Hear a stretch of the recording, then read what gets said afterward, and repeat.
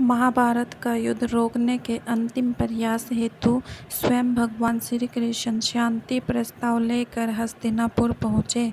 कुटिल और शातिर शकुनी ने भगवान श्री कृष्ण को भोजन पर आमंत्रित करने की योजना बनाई। दुर्योधन को कहा कि तुम स्वयं उनको निमंत्रण देने जाओ। दुर्योधन स्वयं भोजन का निमंत्रण लेकर गया। भगवान कृष्ण तो फिर कृष्ण दुर्योधन का निमंत्रण अस्वीकार कर दिया और विदुर जी के घर जा पहुँचे। विदुर जी की पत्नी भगवान श्री कृष्ण पर अपार स्नेह रखती थी। अचानक भगवान श्री कृष्ण को देखकर भावुक हो गई। कृष्ण ने जब कहा कि भूख लगी है तो तुरंत केले ले आई और खुशी में बेसुध होकर केले फेंक देती और भगवान श्री कृष्ण को छिलका खाने को दे देती। माधव भी बिना कुछ कहे प्रेम से खाते रहे।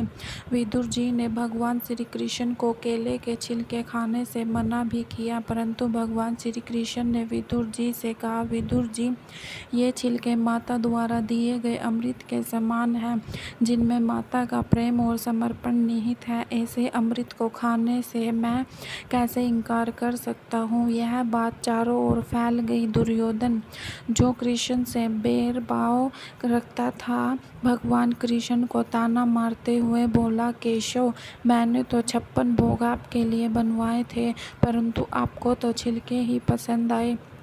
माधव ने मुस्कुराते हुए दुर्योधन की तरफ देखकर कहा, दुर्योधन, आज मैं तुम्हें एक गूढ़ रहस्य बताने जा रहा हूँ। बड़े ही ध्यान से सुनना। कोई किसी के यहाँ सिर्फ 3 कारण से भोजन ग्रहण करता है। प्रथम तो भाव में, द्वितीय अभाव में और तृतीय और अंतिम कारण है किसी के प्रभाव में। मेरे प्रति भाव तो तुम्हारे हृदय में निहित है नहीं। मुझे किसी प्रकार का अभाव है नहीं और तुम्हारा प्रभाव अभी इतना है नहीं। अब तुम ही मुझे उत्तर दो कि मैं कैसे तुम्हारा निमंत्रण स्वीकार करता। मैं वहीं गया जहाँ मुझे जाना चाहिए था। मैं तो भोजन का नहीं, भाव का भूखा हूँ और हमेशा रहूँगा।